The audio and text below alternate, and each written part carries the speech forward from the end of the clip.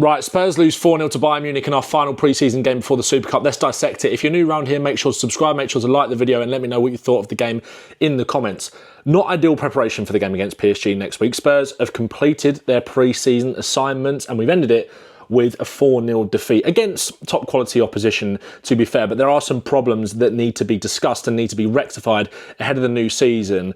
I have issues with some individual player performances, with the setup. Again, it's all kind of caveated by saying that pre-season is just about kind of getting those minutes in the legs, but there are tactical issues and tweaks that need to be made that can be spotted, of course, in these games. But we can't read into it too much. There's been a bit of a overreaction and a crash out, I think, on social media after that game, which I don't think is necessarily warranted, but I think in the current context and environment of Spurs needing to get a move on in the transfer market, then I can understand people's angst when some of the issues that need to be rectified and sorted to give Thomas Frank the best chance are down to personnel that we just don't have right now. Maddison, obviously, ACL injury confirmed today, gutted for him. And I think one of the biggest things I want to talk about today is obviously that lack of creativity. But I think there was a reason for that. Thomas Frank obviously set up today in that 4-2-3-1 shape with Bentancur and Palhinha, which we'll come on and talk about in a minute as a pivot. That just didn't work, and we'll talk about why that didn't work in a moment. But he played with Sarr in the 10. Now, Sarr in the 10, I think, is something that can work in these kind of games moving forward in a competitive setup, whether we're in the Champions League or the Premier League, when you're going away from home to a bigger side where you're going to want to sit in a little bit deeper, get men behind the ball. We pressed in kind of this 4-4-2 shape with Sarr kind of getting up with Richarlison today, and with his energy and his ability to get about the pitch and close down and nick the ball, he's got such a brilliant ability to do that. You can understand why Frank likes to deploy him there, and he has got an eye for a goal as well. And I think in these kind of games, in a competitive environment, I do think it can work. But obviously that meant that we were totally devoid of any creativity in this game, and the only outlet we could really rely on was Mohamed Kudus, because he offers you excellent ball retention. He offers you the ability to create. He's a good 1v1 winger as well. And not everything came off for him today, but he was so far head and shoulders, so much better, so far head and shoulders above all of our other attackers.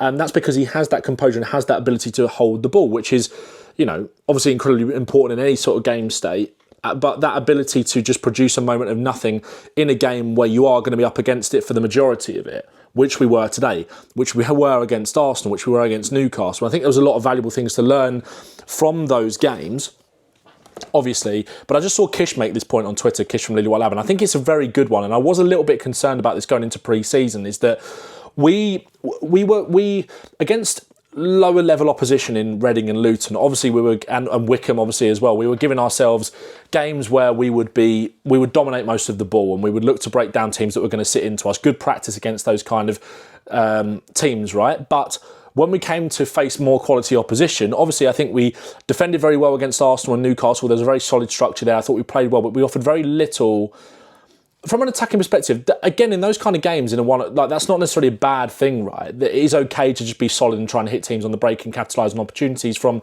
set pieces or turnovers like we did against Arsenal, right? That is going to be a realistic game scenario that we find ourselves in next year. But every game against quality opposition has been against opposition where we are probably going to be expected to sit back a little bit more. Newcastle maybe less so. I was a little bit disappointed from what I saw, how little we took the game to Newcastle, whereas against Arsenal and Bayern, I understand it a little bit more. I think I like that Thomas Frank has almost gone for a defensive first mindset in this pre-season. I think that's the biggest issue to resolve from last year with the amount of goals that we conceded and obviously where we finished in the league. It wasn't to do with our attack, it was to do with our defence. But there are attacking issues that need to be sorted out as well. However, I do believe that a lot of that is necessarily, that is more down to personnel. And if you can bring in a number 10 in the next week or so, like a Nico Paz or an Eze or a Liliman Ndiaye, whoever that is, before next Wednesday or before the start of the new season, then I think you can take a lot of load off Kudus kind of being that sole creator in the final third, because we can't get to a position like when you set up like this, right? When you set up in that 4-4-2 shape where you sit a little bit deeper, right? Wingers tuck in, wingers kind of hold that with the fullbacks kind of tuck in to make us more compact, double pivot in front, and then obviously you go and press with these two in Richie and Sarr. They give you great energy, obviously, and Sarr is primarily tasked with being the one that gets in there, in and about, nipping in to win that ball and turn it over. But when you have Johnson and Richarlison, who are notoriously average final third decision makers. Johnson obviously plays a lot on instinct and is more of a final action player. And Richarlison the same, I think, as well. I don't think either of them are the greatest decision makers in the final third, and I don't think they can be contributing significant minutes from the start in big games for Tottenham next season. Personally, I do think they both need upgrading as starters, and I think having someone like an Odegaard out on that left-hand side who gives you greater technical quality and I think has a higher ceiling than Johnson, I'd rather invest my time into him from a starter, especially when, like I said, we're going to face Burnley on the first game of the season where we are going to be having to break down a team that will do what we tried to do to Bayern today, and that is sit in, be compact, 2 men in front of the back four, everybody behind the ball, and Spurs are going to have to try and break them down, right? That is what we're obviously going to have to try and do. Johnson isn't going to give you that. Richarlison isn't going to necessarily give you that. And again, that wasn't what the game plan was today, but it is slightly frustrating that when we've played the bigger teams in pre-season, our setup as the sort of opposition that we played, especially Arsenal and Bayern, and probably PSG next week as well. We are playing teams that we are going to be less dominant against, and I think that's good to get that defensive practice in there and set ourselves up for game situations like this. And we know Frank can be adaptable and change and play more on the front foot, but I would have liked to have seen that a little bit more against higher quality opposition. And the highest quality of opposition is what we came up against today, and that's why you can't overanalyze the result too much. But there are things that need to be rectified, and that lack of creativity and lack of killer instinct in the final third. Because I do feel like if we win the ball in the middle of the pitch in these kind of games, Sarr is excellent at that, right? Kudus is the only one I really back to make a smart decision when he gets the ball, whether that's like take on the man, get a shot off. He's unpredictable, whereas like Johnson and Richarlison, I feel like there was too much panic in those kind of transitional situations when we turn the ball over high, and that is something that needs to be fixed. And that is something that when you bring hopefully another attacker in who's got more composure in the final third, who can make smarter decisions when the ball gets turned over high up the pitch. Because even in a game like this, for example, right, he probably did only play Sarr because he only had that option. I think he probably would have had Maddison if he had him available today. So if you do play Sarr in that double pivot with Palhinha or whoever it is, and again you can push Sarr up a little bit more to be brave and go hunting. If he nicks the ball, then you've got that front four with Maddison where he's got options looking ahead of him. He wants players that are going to make the best decision possible when the ball gets to them, or whoever this number 10 is that we sign. And with Johnson there and with Richarlison there at the moment, I don't necessarily trust them to be able to do that. Let's talk about Palhinha then. Palhinha, it was a really poor debut from him today. Sloppy in possession. I thought these two out of possession, Bentancur and Palhinha, I thought were poor. They were poor. Bentancur, I think, has had a really good pre-season so far. He's been alive, breaking things up, breaking up the play. Palhinha, I think it just showed that he's played hardly any minutes. I think his last 90 was on the 4th of April, which is obviously a long time away. And I think when players like that, when they're not up to speed, it massively shows, and the game is like it's happening around them. Obviously, Bayern have had a little bit of time off after the Club World Cup. This was their first game back, but when you're playing against, and Palhinha will know this better than anyone, when you're playing against Kane, Elise, Luis Diaz, who has had a pre-season with Liverpool, he's very fresh right now, you're going to get found out. And I think that lack of match sharpness really showed for Palhinha today, but once that builds up more, I have no doubt that he's going to be a player that's going to contribute a lot for Spurs next season. I still think like there were times where we were kind of struggling to get out. I still feel like when you look at United, like going in for Belieber, for example, it's just like, how is that happening? If he was to go there, I would be pretty furious, because it's like that is the sort of player that we need in these kind of situations, who is physical, can go toe-to-toe with these kind of players, will back himself to turn on a sixpence and get out of tight situations and get you up the pitch where you can get running at the opposition. But Palhinha, again, I'm not too worried about him right now, to be honest. Like I said, last 90 minutes was in April. After that, from then to the end of the season at Bayern,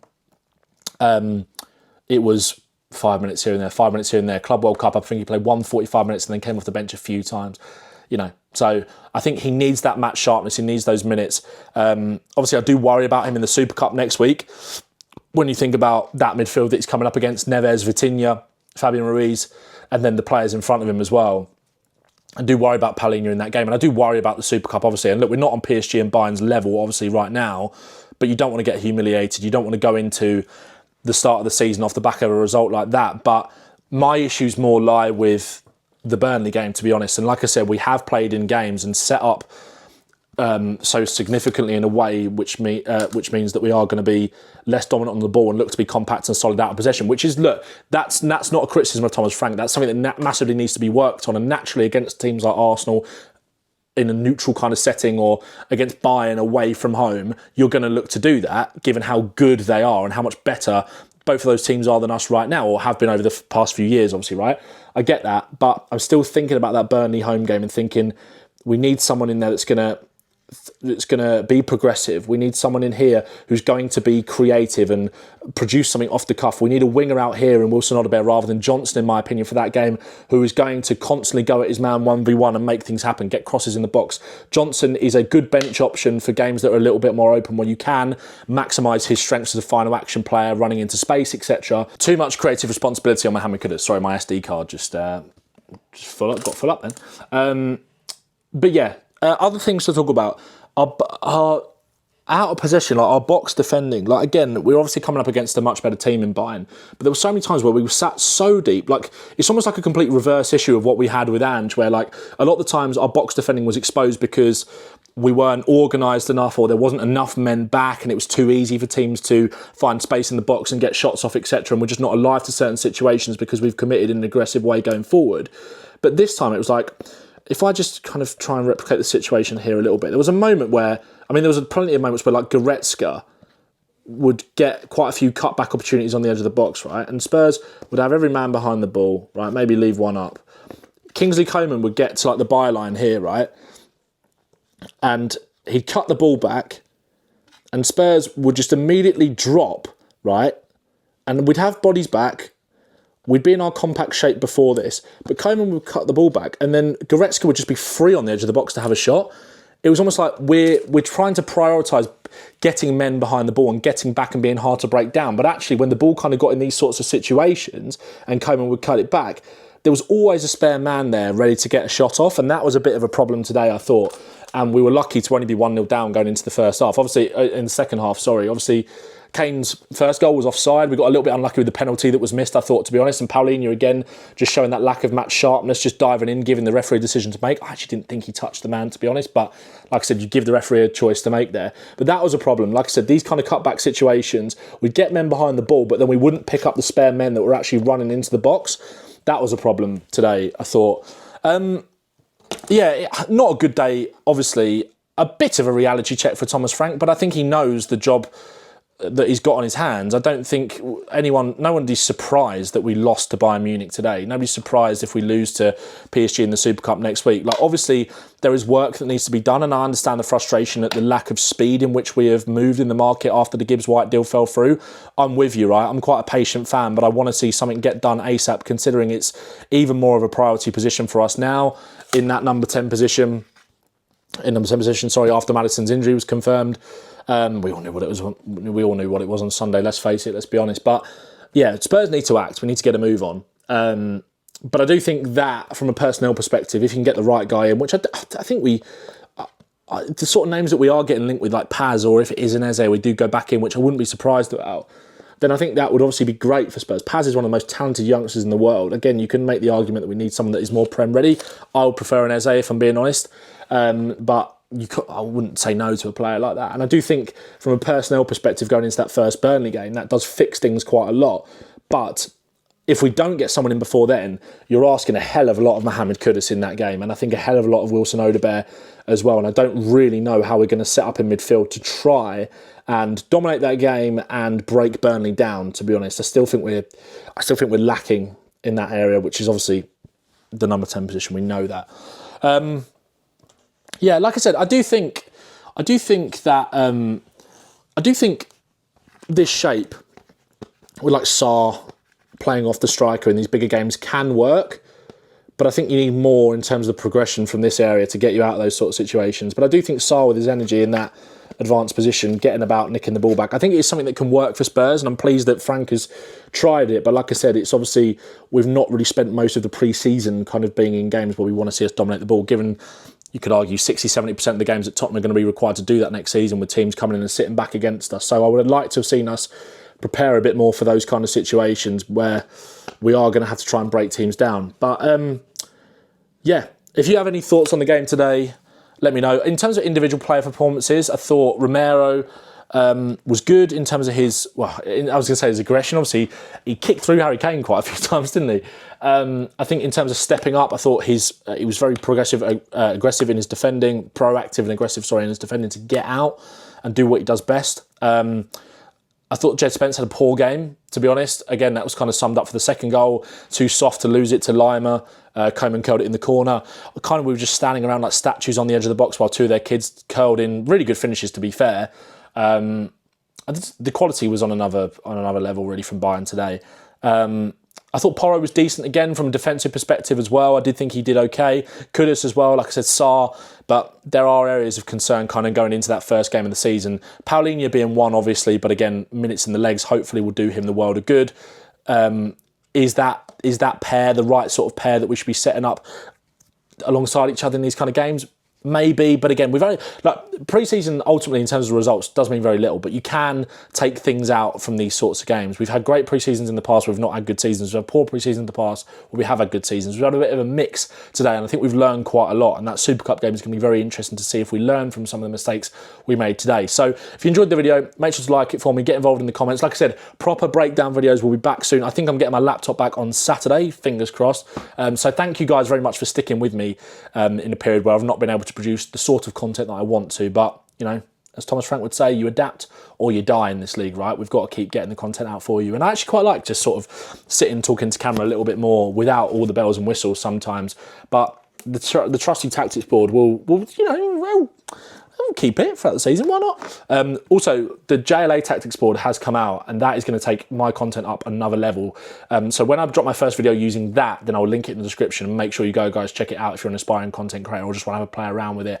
If you're a bit of a tactical nerd, it's brilliant. And shout out to James for that, because I always feel like with James, so much of what he does is about making excellent content, but giving back to the people that have allowed him the platform to do so and make that excellent content. So yeah, that was my thoughts on the game today. Not great, obviously. A lot to work on before the first game of the season, but you'd rather know what the issues are and try and fix them before crunch time, which is, you know, fast approaching, and Spurs need to get a move on in the market. So let me know what content you want to see over the next few days, and I'll see you in the next one.